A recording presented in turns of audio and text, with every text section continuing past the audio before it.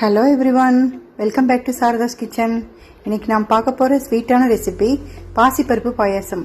எப்படி பண்றதுன்னு வாங்க பார்க்கலாம். ஒரு பவுல்ல அரை கப் பாசிப்பருப்பு எடுத்துட்டு தேவையான அளவு தண்ணி விட்டு வாஷ் பண்ணி எடுத்து வச்சுக்கலாம். நான் இன்னைக்கு அரை கப் எடுத்திருக்கேன். இது 4 பேருக்கு கரெக்டா இருக்கும். பருப்பை கழுவி எடுத்து வச்சாச்சு. இனி பாயசம் பண்ண ஸ்டார்ட் பண்ணலாம். குக்கரில் கழுவி வச்ச பாசி பருப்பை போட்டுட்டு 1.5 கப் தண்ணி விட்டுட்டு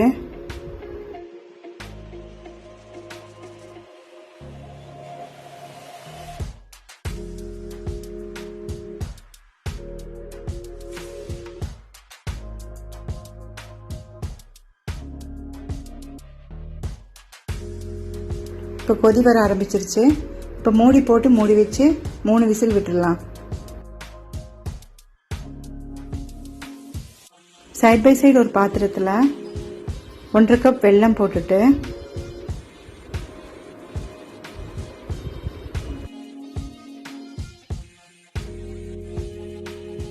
அரை கப் தண்ணி விட்டுட்டு நல்லா கலக்கி விட்டுடலாம்.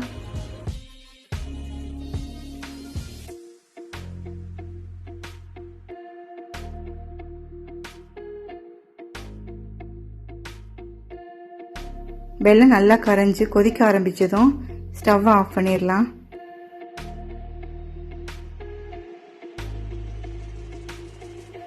அடுத்து ஒரு பாத்திரத்தில் காய்ச்சி வச்ச வெல்லப்பாக வடிகட்டி எடுத்து வச்சிடலாம்.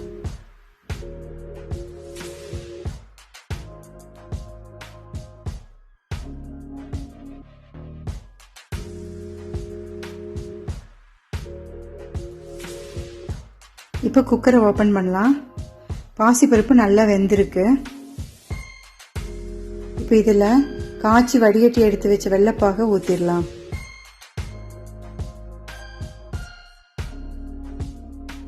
ஊற்றிட்டு நல்லா கலக்கி விட்டுடலாம்.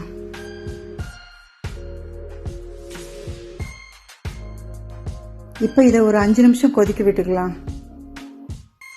தாளிக்கிற கரண்டியில் 1 ஸ்பூன் நெய் விட்டுட்டு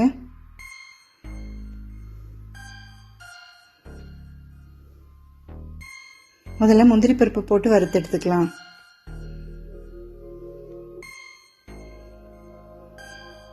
முந்திரி பருப்பு பொன்னிறம் ஆயிருச்சு. இதை எடுத்துட்டு திராட்சை போட்டு வறுத்து எடுத்துக்கலாம்.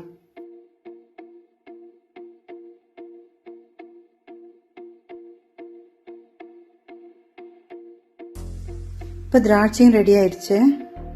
அடுத்து கட் பண்ணி வச்ச தேங்காய் துண்டுகளை போட்டு வறுத்து எடுத்துக்கலாம்.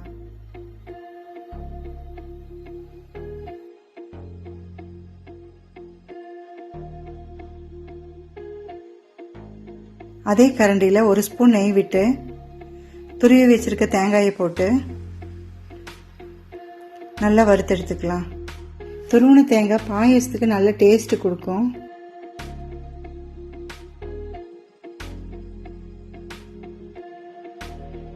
பாயசம் நல்லா கொதிக்க ஆரம்பிச்சிருச்சு. இதில் நெய்யில் வறுத்த தேங்காய் துருவுல முதல்ல ஆட் பண்ணிக்கலாம். அடுத்து முந்திரி திராட்சையை போட்டு நல்லா கலக்கி விட்டுருங்க. நீங்கள் விருப்பப்பட்டால் 1/2 டீஸ்பூன் ஏலக்காய் தூள் ஆட் பண்ணிக்கோங்க. வறுத்து வச்சிருக்கிற தேங்காய் துண்டுகளை பரிமாறும் போது மேலே போட்டுக்கோங்க. சுவையான பாசிப்பருப்பு பாயசம் ரெடி ஆயிடுச்சு. இதை நீங்களும் உங்கள் வீட்டில் ட்ரை பண்ணி பாருங்கள். என்னோட சேனலை மறக்காமல் சப்ஸ்கிரைப் பண்ணுங்கள். அடுத்து ஒரு சூப்பரான ரெசிபியோடு உங்களை மீட் பண்ணுறேன். Until then, it's bye from me, Sharada.